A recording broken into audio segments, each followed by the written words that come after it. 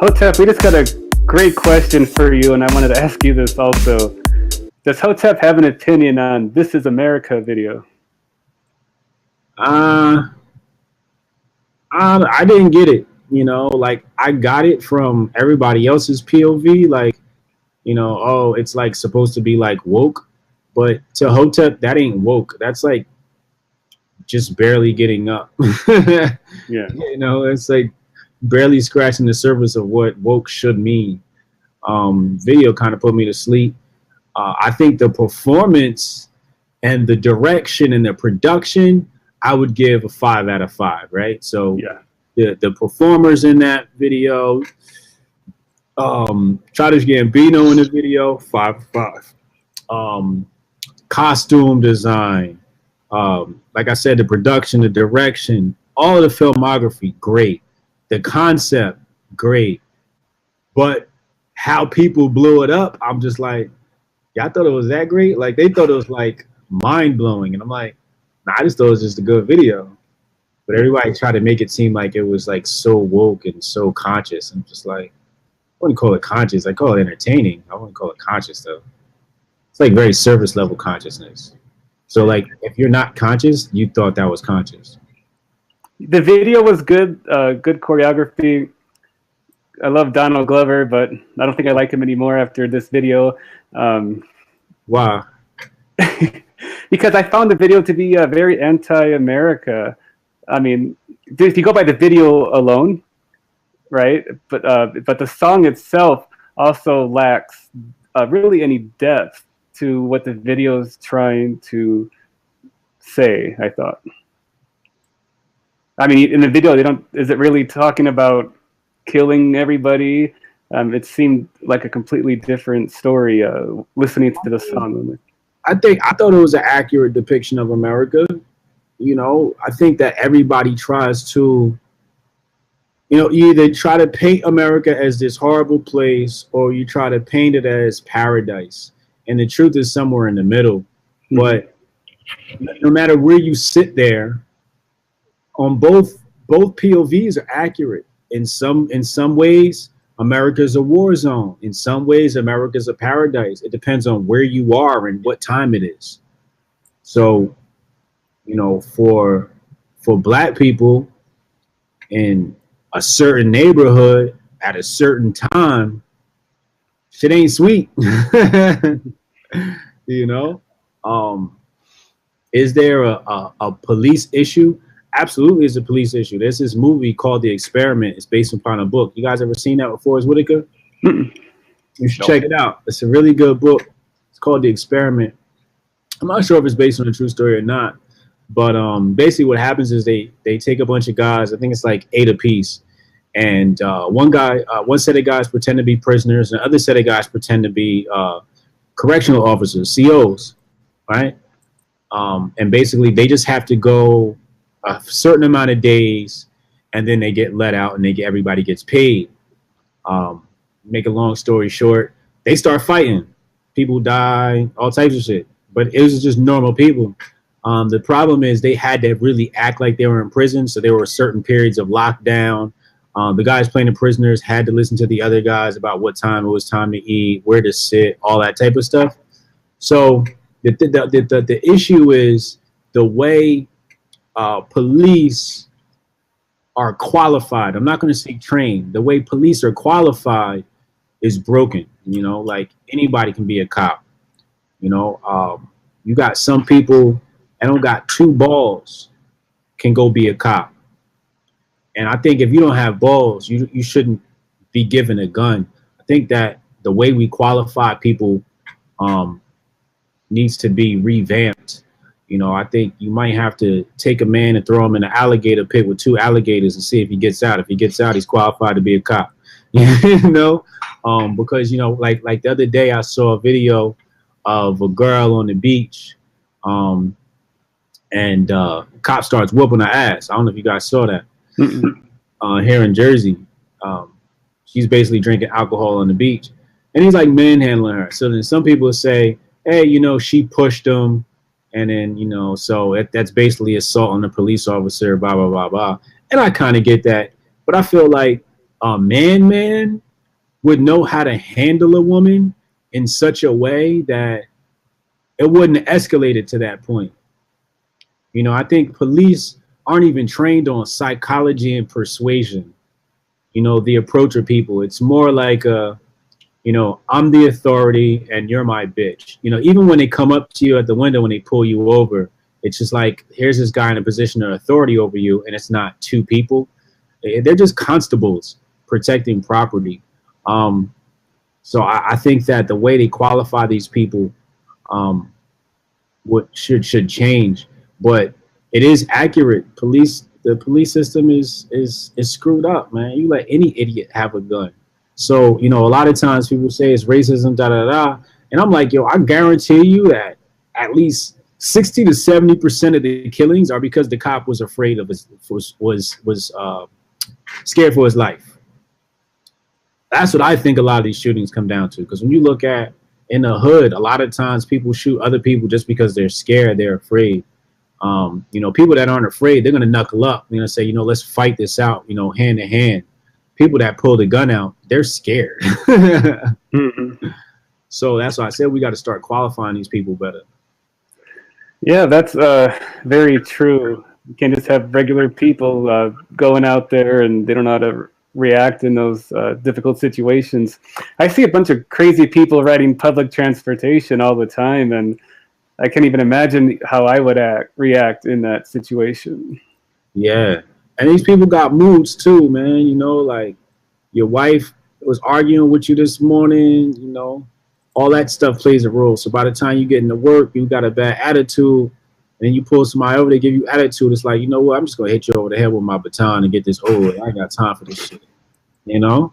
So that's why I said is there needs to be some sort of psychological analysis even before they take the streets every day, you know? These guys might need therapy. Should be a therapist to speak to for these guys. There's a lot that goes into being a cop, and I think those issues aren't being addressed. I mean, they could.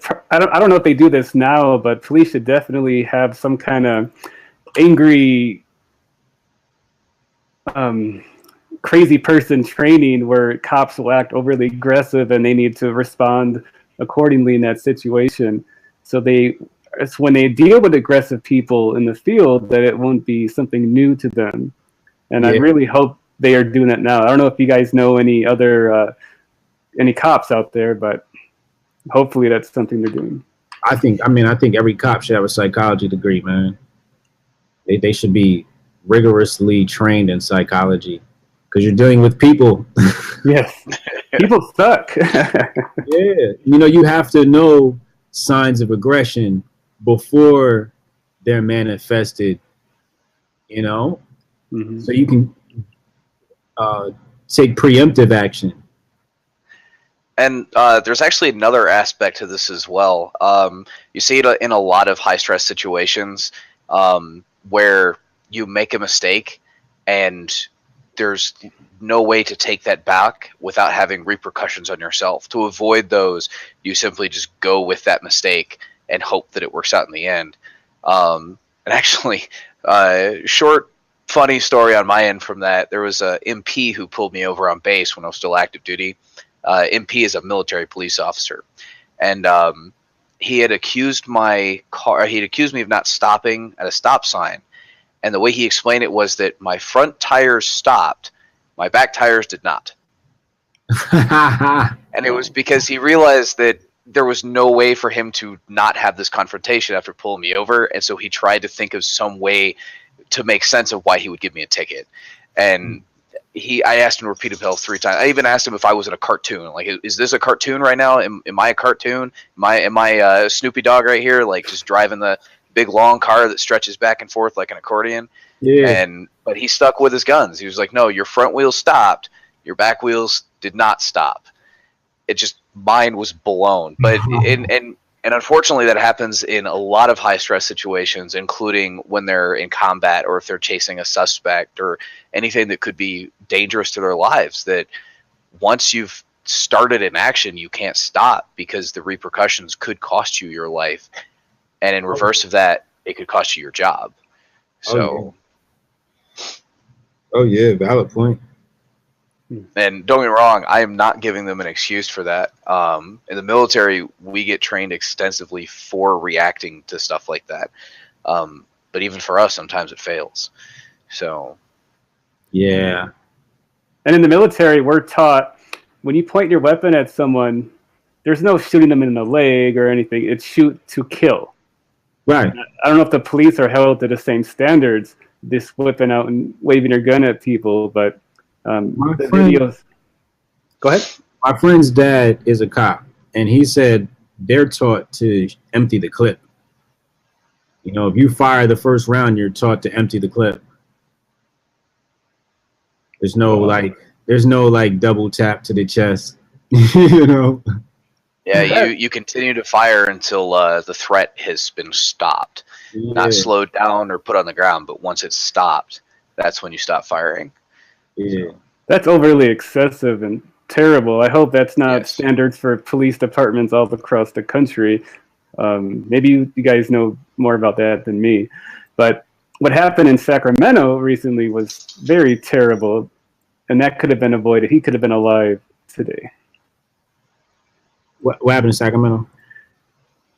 Cody, you want to take this? Yeah, there was an individual who was a suspect of vandalism on, I guess, multiple vehicles and some windows and stuff. And the police were trying to chase him down, and he was told to stop several times. He ended up turning a corner behind a house, and he had a cell phone in his hand. And I guess he was trying to call somebody. And when the police caught up to him, as soon as they rounded the corner, they opened fire without checking, without trying to slow down and take a minute and de-escalate the situation. So they're under investigation for doing this, but they fired over 20 rounds. And it was at the teenager who was a suspect. He wasn't an adult yet, with no weapon, only a cell phone. So I don't know, man. It's a sticky situation, you know. I sometimes I'm on the cop's side in those situations because you only got a few seconds to think, and it's your life or theirs. You know. So what if he does have a gun, and I took that extra second to think? That's my life now. It's like either me or you, and I ain't choosing me. But two clips in that poor man, that's overly excessive. I agree, but if that's protocol, I mean, once the bullets stop flying, your adrenaline kicks so high, and I've been there, and there is no thinking. There's only, if I don't do something right now, I'm going to die. Like that's the only thought that goes through your head. And I can't speak for these police officers, but I mean, if I was chasing somebody I assumed to be armed or dangerous, and I rounded a corner and saw something in their hands facing me, and I'm not sure I would have been able to de-escalate the situation. So, and it's unfortunate. It's an unfortunate realization, but the worst part is no matter what happens from this point on, whether those police officers are convicted or cleared, they're going to have a bad name for the rest of their lives. Have you? So, I mean, I've played Tom Clancy, right? So this is how you have. This is poor police training, because when you square a corner, you're supposed to know what's around that corner before you square it. And so, if he did take that corner and he was caught off guard, that was just poor police work. You know what I'm saying? When I square a corner, you got to pick your head real quick and look. You know what I'm saying? Or have somebody flank around the other side. You don't just turn a corner, because he could have died. The police officer could have died. That's why he panicked, because he turned the corner wrong. You're supposed to take a wide approach around the corner so you get more visual. So you know what I mean? So you don't come under fire. It's just poor police training.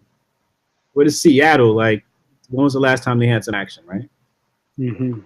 And you've actually got a really good point with that, because I actually watched through the body cam video and the aerial video, because they had a heat camera on a helicopter following these guys, and that's almost exactly what happened. Instead of actually stopping, checking the corner, and then coming through, they were at a sprint trying to chase this guy down, and they turned the corner, and it's dark. They have their flashlights on their firearm, and as soon as they saw something in this guy's hand, they just opened up. See what I'm saying? I never saw the footage. You see how I knew that? It's poor police training, man. Yep. Wow.